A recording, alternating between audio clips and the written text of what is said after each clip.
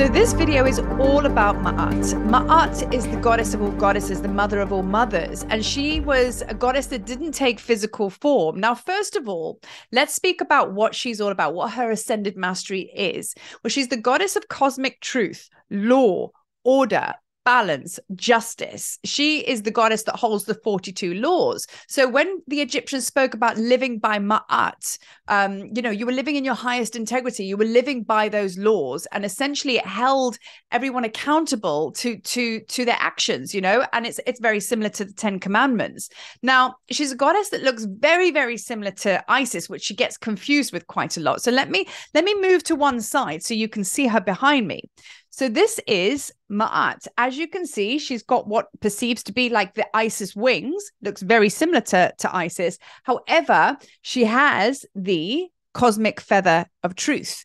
And that vibrates, it downloads all the time, the cosmic truth. So that's how you notice the difference between Ma'at and Isis. Their wings, again, very much the same, but Isis will either have a throne on her head, or she may have the goddess cow horns, just like Hathor. But Ma'at will always have the feather. Now, you can see here that I have Ma'at tattooed on my forearm. Good reason for her being there is because she reminds me to live by Ma'at, because Sekhmet is one of my most powerful frequencies. So those of you out there that really, really do connect with Sekhmet was an upholder of Ma'at, almost kind of like the spiritual militia that makes sure everybody, in quite a fierce way, lives by this, lives by that, highest integrity, you know what I mean? That's it, and that's all. So she was like kind of like the foot soldier. Well, she's a bit more than that, but she upheld Ma'at. So talking about Ma'at, a lot of us know about the weighing of the feather. So I'm going to talk about that little process, big process, which ascertained whether you were able to go on to the afterlife to be with Osiris, right? So on the hieroglyphs, you've seen many, many pictures of this particular process. So what would happen is that all the pharaohs and all the kings lived by Ma'at. They govern their people in that way. Now, when it came to them passing on, they had to go through this like initiatory rite, I suppose. Thoth would be there, Anubis would be there, and Ma'at's feather and the scales, and it would all be witnessed. It's like Judgment Day, I suppose you could call it. And they would place your heart on the scales, and they would place Ma'at's feather there. Now, if the scales balanced, then that showed that your heart weighed equal to her feather.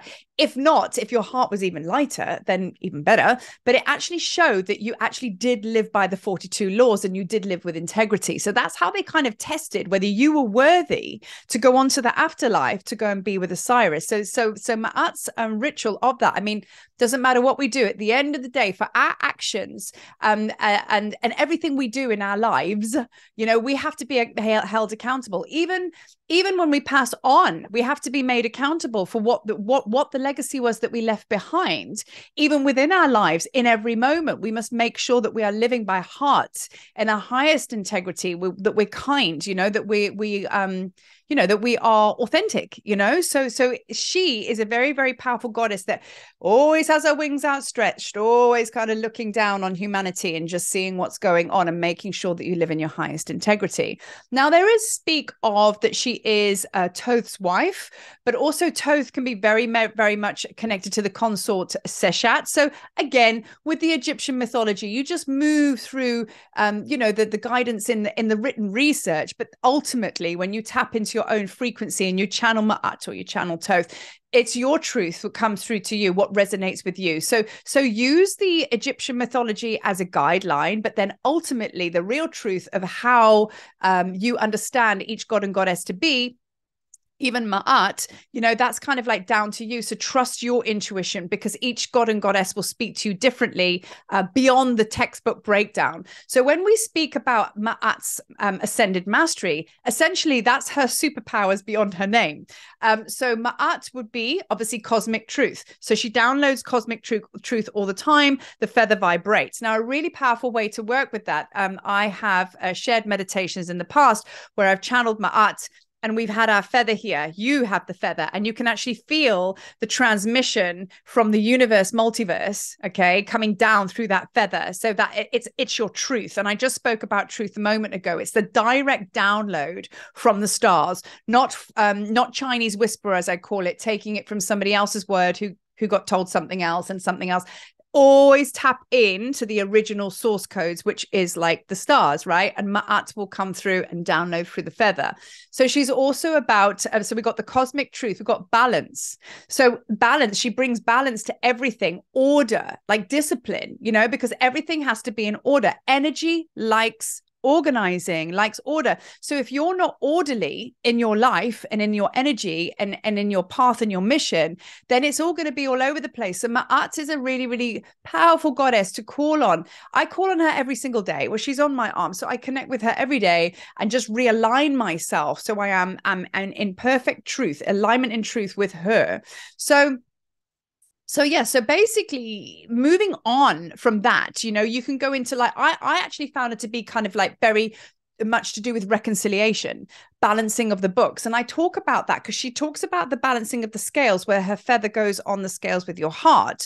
That is a proper initiatory rite that you have to move through with her. But for me, when I've worked with her and I've gone to close on my Akashic records, like close on a cycle, close on a book, and I've submitted them to Ma'at and said, love and light, I'm ready to give this to you. She sometimes sent that book back because there's a story in there that I'm trying to close on cycles. And she's gone, there's still work to do. Like any accountant, if your papers or your books aren't balanced, get the pun, balanced, she's going to send them back to you, or he's going to send them back to you and say, right, just sort those few bits and pieces out and then resubmit. So I always equate working with Ma'at to something like that, because it is so true. You cannot close on cycles, submit your Akashic books to the Universal Library so it's like done. You know, unless your books are balanced, you know, unless you have closure, unless everything adds up and you've dotted the I's and you've crossed the T's. So Ma'at is very, very powerful with that. You know, that's what I'm saying. She holds you accountable. You can't just go, yeah, I'm done. She'll say, no, you're not. So this is where the integrity of being a way shower, a teacher, a light worker, kind of like a leading by example, is about powerful responsibility. And we have to be in our highest integrity in every moment. We cannot share a diluted light or a distorted light. We have to be in our highest integrity so others can follow. So this really does make you accountable and responsible for the energy that you hold and the energy that you emanate and shine and share with others. So Ma'at, step aside a bit there. She is the boss, you know? So yeah, reconciliation, justice, order, balance. Now, she comes up in one of the temples on the Nile, which some of you have already been to Egypt with me. Those are still coming. It is the temple Komombo. Now, the reason she comes up in that temple, just to speak briefly about this, is because it's two temples in one. We have Horus and we have Sobek, okay, who is a Nile god. Now, Horus and Sobek were arch enemies. They really did not get on very well at all. And there was a big, big rival between the two of them, right? Now, this temple was built in honor of their reconciliation because they decided to kind of make peace with each other. So that's why we have Horus's temple on the left and Sobek's on the right. So when you physically stand there, there is a ley line that really does exist, that has split the temple in two. And you can actually feel it when you walk up this ley line. And it's obviously, there's no markings to show it's there. You can just feel it. And what backs up this truth is every time I've been to Egypt and I walk this ley line, it's a red flag to those guards, those temple guards, because as soon as they see you walking that ley line, they're on your case, man, because they're like, oh, those are those spiritual types. They know the magic, the heka of this temple, and they don't like that always. Some kind of dig it, but like I say, there's always a lot of attention when you walk that ley line, and that for me is confirmation because the energy is there.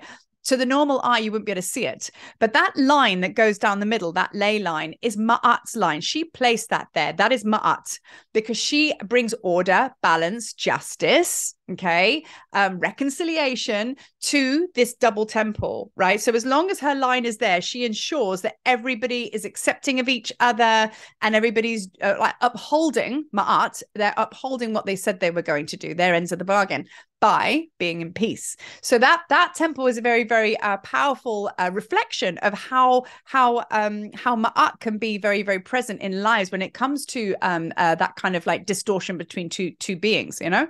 So Ma'at's very, very powerful. I mean, I won't go through the 42 laws here because we'll be here forever. But I mean, like you can actually, I'm just looking at some of them here on the list. I mean, I have not polluted myself. I have not disobeyed the law. I have not cursed a god or a goddess. I have not stolen belongings to the god or goddess. I have not taken food from a child. I have not committed sin. I have not committed robbery and violence. I have not stolen, and so on and so on. So they are very, very similar to the 10 Commandments. But at the end of the day, we all need an anchor. We all need a grid work to live by, because without it, we are ungrounded. We're not disciplined. And I mean discipline in the most energetic, positive sense of the word. So this is Ma'at, and she is a beautiful goddess. And she will be overseeing your travels in Egypt. And she oversaw your travels if you did come to Egypt with me, but she's with you all the time, you know? And when she wraps it, when these goddesses wrap their wings around you, they balance all your chakras. They bring so much light, you know? So this is Ma'at, and I'm really happy to have shared everything that I know of her to be true to me. So yeah, enjoy her.